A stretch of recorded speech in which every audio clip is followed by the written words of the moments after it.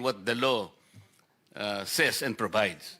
Dahil alam ko na wala namang sinasabing restitution, gusto naman nilang magpa-cover para sa ganun, may protection naman sila because they are aiding the state to prosecute kung sino-sino may kasalanan dito. Bakit hindi natin i-apply ang batas? Ngayon, sinasabi mo na naman, tinatanong ko lang, may restitution applied to Yusek Bernardo. He was granted already provisional admission. Ba't hindi mo maibigay man lang yun? There is nothing secret in that. Otherwise, pero meron kayong paborito, merong hindi. Parang namimili kayo. It is a selective process. May I respond, Mr. Chair? Yes, you may respond. Again, we take exception to the statement of the good senator that we are being selective. The process of application... Yun ang ginagawa no, the process mo, of application, a sir... selective application of the law. Sinasabi natin, walang requirement ng restitution. Will you agree? I agree, sir. It is Oh. not explicitly stated in the law. It is not explicitly stated in the law, but... It is not explicitly stated in the law, but you're requiring them to restitute. No, sir. Let me just explain, if you will allow me to finish. There is What- no what? explicit provision in the law calling for restitution.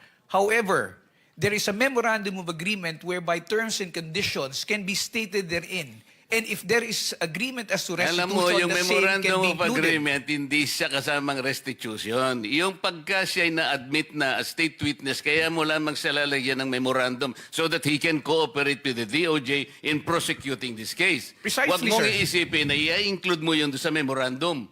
You are debating from the law itself. There is no deviation, sir. Sabihin mo sa akin kung anong provision that the memorandum will require restitution. There is nothing in the law, again, which states Ito that... yung problema ninyo eh. Palagi kayong ganyan kung makipag...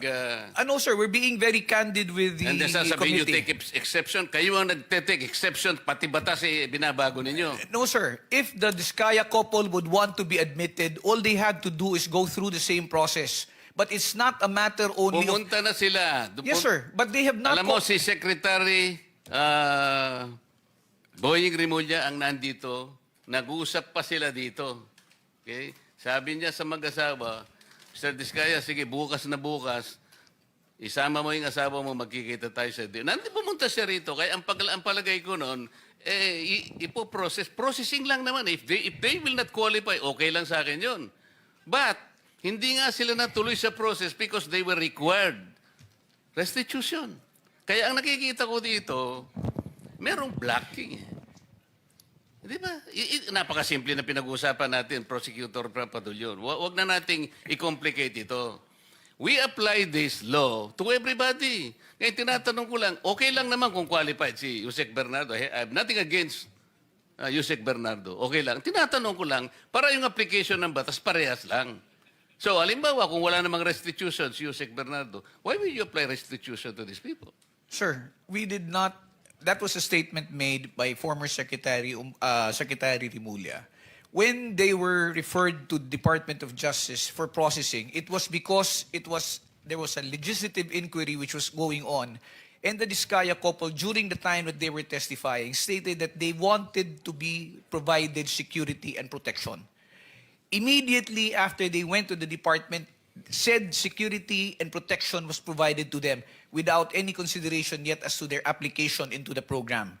The evaluation for purposes of being considered in the program is a different process which has not been completed. That is the reason why they have not yet been considered as possible state witnesses in the It cases was which are never pending. completed because you were insisting on restitution. Drop it. Para sa ganun, kung mag-apply sila at kung qualified sila, pagbigyan ninyo. Yun lang ang ano dyan. No, sir.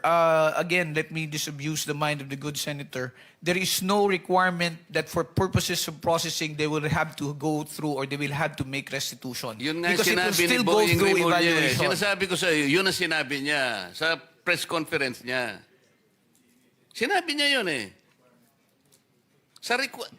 Alam mo, mag-a-apply lang eh, sinasabi ko. Kung ang restitution mangyayari at the end of, let's say, napakita talaga na meron silang pananagutan sa batas. Later on, restitution is talagang kailangan. Pero nag-a-apply lang yung tao eh. Kaya nga, Witness Protection and Benefit Program. There is no reason to burden these people for another requisite which is not even in the law. So kung qualified sila, i-process natin. Kung nag-qualify, salamat. Kung hindi sila nag-qualify, wala tayong magagawa. Mr. Chair, it is not as if the reason why they are not being processed is because of the restitution that you mentioned. The fact is, Prosek, ang sinasabi ko, hindi, yun ang naging unang dahilan kasi, kaya siguro nabanggel ito. Maraming procedures dyan. Kaya lang, ang sinasabi ko, ang pinipilit kong ipaintindi sa'yo, ay yun doon pa lang doon pa lang na-stop na sapagkat pinilit ni Secretary Boying, mag-restitute ka muna. Sabi ko, nawala na. Mr. Chair, kung ang gagustuhan po ng Diskaya couple is makonsider sila o mo-process sila, let's take away the aspect of restitution. But they have to comply first with the requirements, which is the submission of the affidavits to justify the department being able to evaluate the same. Let's not talk Yun about pala, restitution. tapos na. Okay na yun. So wala nang restitution. Mr. Diskaya, Ms. Diskaya, kung talagang gusto nyo at kung gusto nyo mag-apply talaga, ayun, wala nang restitution, pero kailangan mag-qualify kayo. Kung hindi kayo qualified, wala tayong magagawa. Mr. Chair, may I interject? The Vice Chairman is recognized. I just want to be clarified, PG Fadulyon. Ano ba talagang gusto ng DOJ to be mabigyan ng restitution immediately? Kasi may sinasabi ni Senator Marcoleta, there will be a process. What is your stand here? Sir, my position is this, if I may. Restitution, Senator Marcoleta is correct when he pointed out that restitution is not a requirement under the WPSB law. It Okay. is, as I said, it is not explicitly stated there. However, when the process of when the witness who applies to to be admitted into the program is evaluated, and for example they qualify, their qualification is now subject of a memorandum of agreement between the department represented by the secretary and the applicant. Now, in the memorandum of agreement, there are terms and conditions that may be agreed upon or imposed by the parties, and restitution is part of them. If I may be allowed to explain further, kung halimbawa po meron po tayong witness na nag-a-apply sa programa, at sinasabi na nila, I am remorseful, ako po ay nagkamali, ako po ay nakakatanggap ng pera, naggaling sa nakaw o hindi sa matamang paraan, at ito po ay sosoli ko, sasabihin po ba ng department, hindi naman kasi part ang restitution dito, so hindi mo kailangan magsoli. Kaya po yan inilalagay sa memorandum of agreement kung meron man, para lamang po masiguro din ng department na at least kung meron pong ill-gotten wealth, or if a person is unjustly enriched, monies will be returned back to the coffers of government. Remember, sir, if one is covered under the program, one of the results would be if there is a case where they will be testifying as a witness, they will not be included in the information anymore. And if they're not included in the information, it means they have no criminal liability, and forfeiture will not lie as against them. A process which will happen much later. Okay, so Republic Act 6981, PG Padulyon, Section 5, it states na to comply with legal obligations plus to cooperate with respect to all reasonable requests. Ang tanong ko po ngayon, ano ba ang mga unreasonable sa pagbabalik na ninakaw na yaman? Can you give me some? Let me just be clarified, Mr. Chair. Ano po ang ano ang reasonable kung magbabalik po? Kasi ang sabi, legal obligations, reasonable requests. So it's a reasonable request. Pero it doesn't mean to say na you are, it's their obligation. Is that Yes, sir. correct? Yes, sir. Kasi po, kasama po yan dun sa pagpapakita po ng pagsisisi ng kung sino man pong aplikante na sinasabi niya, kung ako po ay may nakuhang yaman sa pamamaraan na hindi po legal, at ako po ay humihingi ng kapatawaran, at ako po ay willing na tumistigo, at isosoli ko po. Natural po, ipapalagay po natin yan sa loob ng Memorandum of Agreement, at yan po ay mapupunta sa gobyerno. Kaya po, ang tanong ko po ngayon sa PG Padulyon is that reasonable ba o unreasonable ang pagbabalik ng pera na kinuha sa taong bayan? Which is which? It is definitely not unreasonable. I would say it is only reasonable and within reason to return the same. Thank you, Mr. Chair. Hypothetical, halimbawa, nag-apply yung couple, Diskaya couple. Sinabi nila, halimbawa, papasok sila sa MOA. Okay, ito po yung aking mga account numbers, ito yung bangko, willing po akong i-waive kung magkano man ang laman nitong account number na ito. Tama po ba yung hypothetical situation na ganon? That would be one correct means, Mr. Chair. Or halimbawa, ito po yung estimate ko na kinita ko sa aming pagkokontrata na merong ghost project. Nag-estimate siya. Nagbigay siya sila ng estimated amount na sa tingin ninyo acceptable kasi yun ang base rin sa reasonable na computation. Kasama rin yung sa MOA.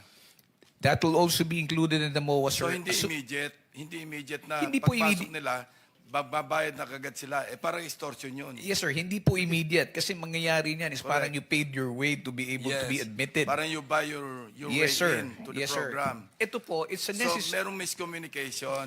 Yes, sir. Wala nga sa batas ang restitution, pero it could come later. Yes, sir. Parang as a pledge, as a commitment. Yes, sir. That is correct, Mr. Chair. Thank you. Mr. Chair, ikaw na nga hindi man hidden wealth Sorry. pinag-uusapan Mrs. dito. Diskaya wants to say something. Can we allow her?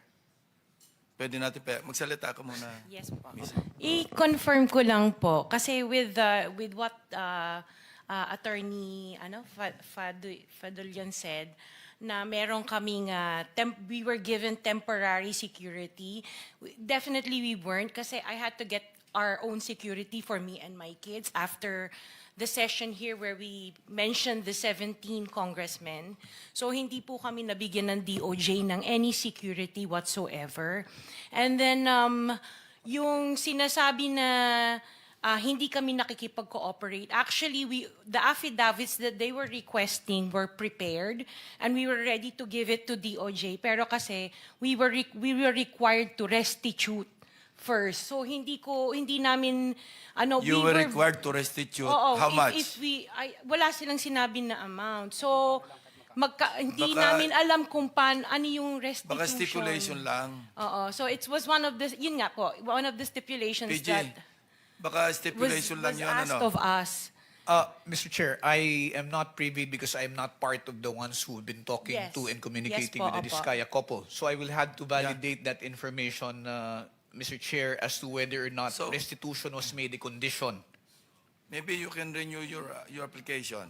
Actually, hindi din Puntahan kami... nyo na lang si PG Padulyon. Opo, hindi na po kami, we are 100% trying to cooperate with whatever is asked of us. So when Mr. Diskaya was let out for a half day to do the ledger, nagpasa po kami ng ledger ni Yusek Bernardo nung day din na yon. Pero hindi din pinansin. It parang sinabi sa amin, the case will go on Okay, even without para the lang kasi ledgers. 490 na, no? Sabihin lang lawyer ninyo, mag-coordinate sa DOJ. Andito yung director ng WPP. Kung makipag-ugnayan, para hindi tayo dito nagba-back and forth. Hindi tayo matatapos eh. Kasi I think there's a lot of miscommunication eh. No, iba yung interpretation, iba yung interpretation. Yes, so, Mr. Senator Chair. Risa, Mr. you're Chair. about to... Yes, salamat Mr. Chair. Since sinabi ni Ms. Diskaya na gusto nilang mag-cooperate 100% sa mga investigasyong ito, just to make of record explicitly, bukod po sa sinabmit na nilang mga proyekto ng Alpha and Omega 2016 to 2022, iniintay pa po ng komite yung mga proyekto 2016 to 22 ng St. Gerard, St. Timothy, Amethyst Horizon, St. Matthew, Great Pacific Builders, at Elite General Contractors. Plus po, yung mga joint venture agreement projects ng mga Diskaya taong 2016 hanggang 2022 din, Mr. Chairman. Salamat po. Thank you. So, salamat Mr. Chair at siguro baka magkakaroon ng panibagong pag-asa yung mag-asawa na ito. Pero Prosec Padulyon, huwag mo nang ipipilit yung restitution na yun, ilalagay mo sa memorandum. Mali yun. Para matuloy. Kasi nag-a-apply lang naman eh. Baka naman, ang totoo niyan kahit, Mr. Chair, kung... Actually, hindi outright yung restitution.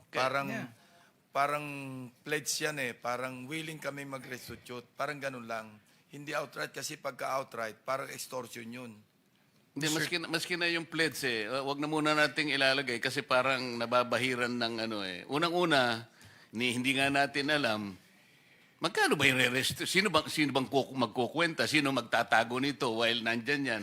Paano kung halimbawa, hindi naman hindi naman nakumpleto, hindi sila nag-qualify. O kung nag-qualify man lang sila as state witness, later on, nagkaroon nga sila ng konting sablay, pwede rin naman silang i-discharge as state witness. What happens to the restitution?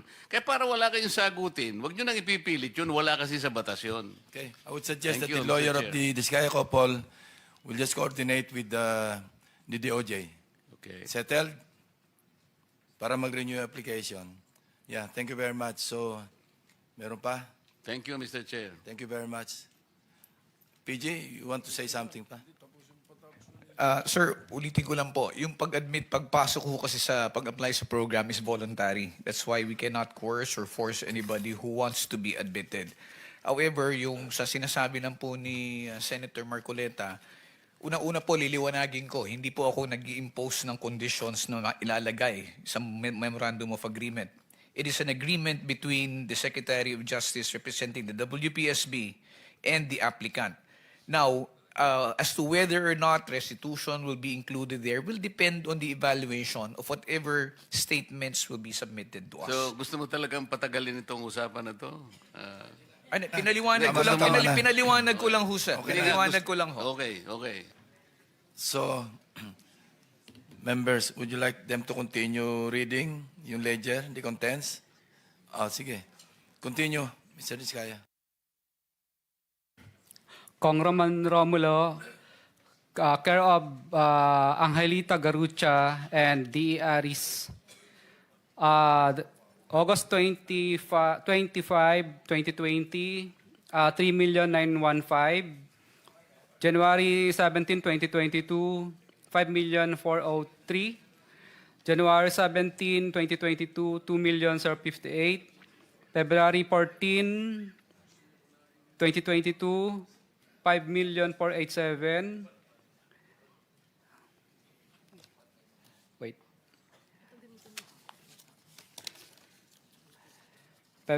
April 8, 2022, 2.6 million. February 6, 2023, 2.6. February 6, 2023, 7.2. March 3, 4.8. March 25, 9.7. March 5, 21.2. March 7, 7.077. May 30, 14,152. May 30, 14,699. Okay, Mr. Diskaya, ganito lang. Isabit nyo na lang yan. Kailan kayo pwedeng bumalik para kunin ang lahat? Papayagan uli kayo ni Senate President na lumabas ng Senado. Kasi sabi ni Sergeant at Arms, marami raw. Sabi ko, sana binitbit nyo na lang lahat, kinarga nyo na lang lahat. Your Honor, Sabi kung niyo raw- mabibigyan niyo po sana ako wala sa detention ko. Yan nga, hindi. Kahit Sabi ko- gabi po, gagawin ko. Okay, papayagan ka namin uli. Susulat ako kay Senate President kung kailan. Pero kunin nyo na lahat, hindi nyo pabalik-balik. Gusto mo lang yata umuwi.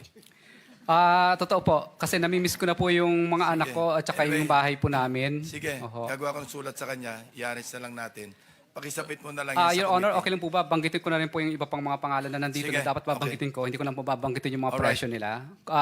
Yung susunod po si Kong Marvin Rillo, Kong Dean Asistio, Kong Patrick Vargas, Kong Marivic Pilar, Kong Jojo Ang. Yun po muna partial. Mr. Chairman, just a quick intervention. Yes, Senator Win. Narinig ko kanina yung kay Congressman Romulo, may mga pangalan kang binanggit ahead. Ano Yung po? mga pangalan nun? Kay D.E. Aris po yun, tsaka si D.E. Aristotle Ramos, at tsaka si Angelita Garucha dati. Engineer yun ang ng kausap DPWH. Yun ang kausap mo, hindi si Congressman Romulo. With ano po? Ang tawag doon sa ganun? With advice po. Yes. Pero wala kang diretso mo bang kausap si Congressman Romulo o itong dalawang tao ang kausap mo? Itong dalawang tao po na ito ang kausap ko, with ano rin naman po ni Congressman yun. Paano mo alam kung with consent?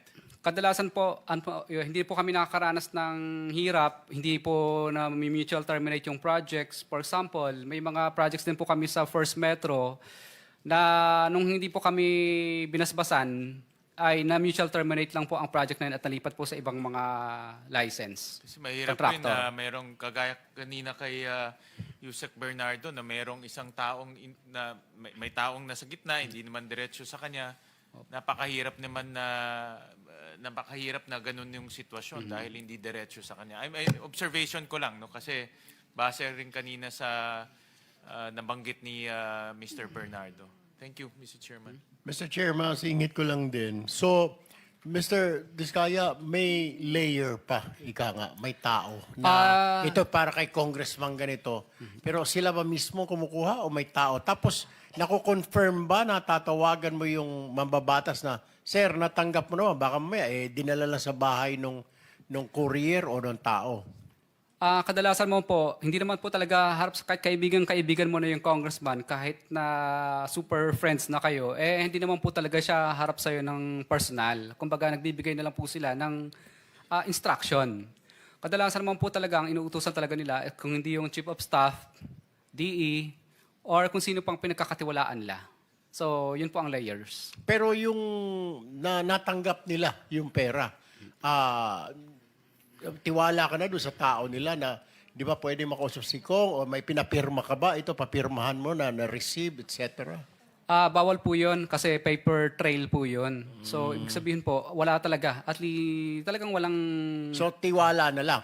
Yes po, mararamdaman mo lang naman po yun na talagang hindi ka binasbasan kapag pinahihirapan ka na. May pahirapan kang makakolekta, pahirapan ka sa lahat, o ano po mga klase ng bagay. Pag yan na po ang naramdaman mo, ibig sabihin, yung pera hindi nakarating. Pati sa collection siguro. Yes po, opo. Collection Sa collection mo po, mobilization mo pa lang, mahihirapan ka na. Sa next partial collection, kahit siguro tapos mo na yung project, hindi ka pa rin makakasingil kasi hindi mo pa ibinibigay yung obligasyon. So yun lang ang mga senyales na natanggap nung sponsor mo o nung proponent na yung binigay mo na commission niya, natanggap niya, kaya mabilis pati Opo. hanggang sa collection. Yes po, Your Honor. At minsan po, pag nagkita po kami ng politiko na yon, minsan kadalasan po, nagkakaintindihan na po kami, hindi na kami nagtatanungan, Kong, natanggap mo na ba? Hindi na po yun. Kasi, ano na po, yung parang, alam niya na. Ibig sabihin, parang hindi siya umaangal. Di okay. So senyasan na lang. Opo. Maraming salamat. Thank you, Mr. Chair. Mr. Chairman, before you suspend, just one question to Yusek Bernardo. I am in possession of some documents. Is it true that the DPWH owes the mother-in-law of Senator Grace po sa right-of-way? May I, Mr. President, ano po Yung DPWH, may mga utang sa mother-in-law ni Grace po tungkol doon sa mga right-of-way. Malaki yung halaga. Ito yung listahan nyo. Parang may naaalala po ako during that time that they were following up some right-of-way claims. Sige. Mr. So meron Chair, talaga. but sorry po, Mr. Chair, I'm not... Oh, hindi nga ikaw, pero yung DPWH. Meron po. I remember po na merong mga parang Quezon City po yata yun if I'm not mistaken. Correct. Okay, thank you. I just wanted to clear that. Mr. Chair. Senator Risa. Salamat, Chair. Isang huling tanong din bago tayo mag-suspend para sa DPWH Region 7. Sino po ba ang nandirito? Sir Villa, tama po. Kayo pong Regional Director, ano po? So, Sir, tulad ng pagtanong ko kanina sa DNR, Cebu's flood control failed just when Cebu needed it the most. Kaya yung nananatili pong tanong na itutuloy kong itanong sa inyo sa susunod na hearing, why was the JICA DPWH Flood Control Master Plan buried or drowned back in 2017? Sinong tumanggi? Bakit tinalikuran yung planong iyon? And if you could answer or reflect on this together with itong huling tanong ko bago i-suspend ni Chair, tama po ba na yung QM Builders at Kirante Construction Corporation ang gumawa ng 1.9 billion peso flood control project, partikular sa Mananga River, dun po sa Talisay City, Cebu? Madam Chair, good afternoon, Mr. President. As to our information, the cause of the flooding is not merely about the issue on the flood control, but as what it was answered already by the DNR. So, as to the question of if that specific amount of projects being considered for the two contractors, I still have not the exact project that was damaged or that was implemented in that area. So, may I be allowed, ma'am, to check on the records as to what specific projects are you referring within the Mananga? Is it the damage or the constructed one? So that's why we want to set the clarification first, ma'am. Sige po, sa susunod na hearing na lang. Pero nagugulat ako dun sa sinabi niyong hindi niyo pa alam. Kasi dun pa lang sa isang Rappler article, andun na po yung top 5 flood control contractors at itong dalawang itinanong ko sa inyo ay nasa top of the list. Madam Chair, we did have the still in investigation and inventory of the damaged flood control within the Mananga. That's why I'm really sorry to mention that I still don't have the exact amount and the exact numbers. But recently, we are going to have our own investigation on the exact number of projects that was damaged and come up also with the amount of the damages, including the name of the contractors who implemented the project. Maraming salamat, sir, para sa susunod na hearing. And lastly, alam niyo po ba kung bakit sayang yung 8-year-old na flood control master plan para sa Cebu na pwede sarang Pananga recently ay binaon sa limot?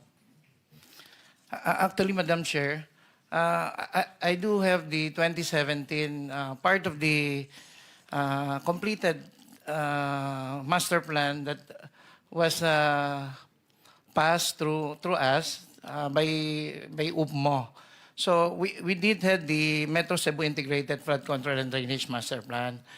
A study before have recorded that based on these reports, no, the consideration proposal for the immediate projects to be considered as the major proposal was the revetment and the drainage mains. So the secondary proposal is the construction of dams and retentions basins. That's why we did see this master plan to check if how many projects that were included already in the master plan.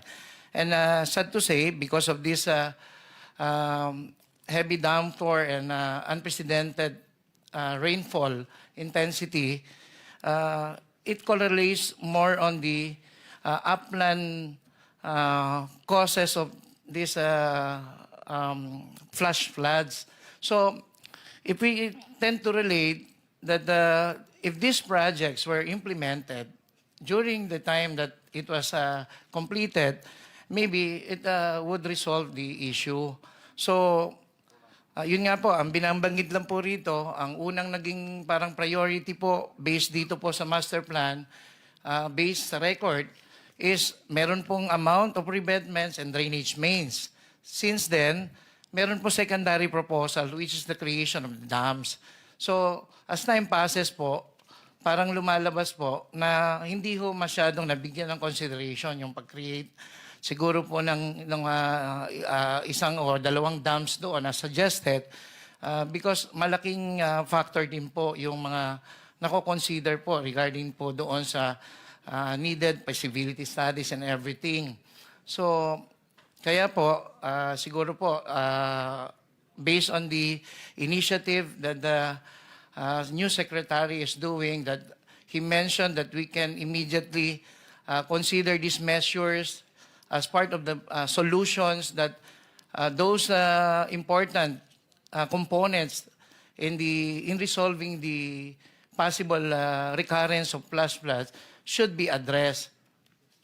I'm sorry, Sir Villa. I mean, salamat sa mga pagsagot niyo, pero hindi po pwedeng magturuan lang ang DPWH at DENR dito. Kasi po, kung tulad nung sinasabi ko kanina sa DENR, kung ginawa po ng DENR yung mandato niya upland, at kung ginawa po ng DPWH yung mandato ninyo sa lowland, kahit nakalahati nyo man lang yung kamatayan at damage dun sa mga kababayan natin sa Cebu. So lastly, so sinong tumanggi dun, at least dun sa flood control master plan ng JICA DPWH? Ba't po ito tinalikuran? Ma'am, sorry, Madam Chair.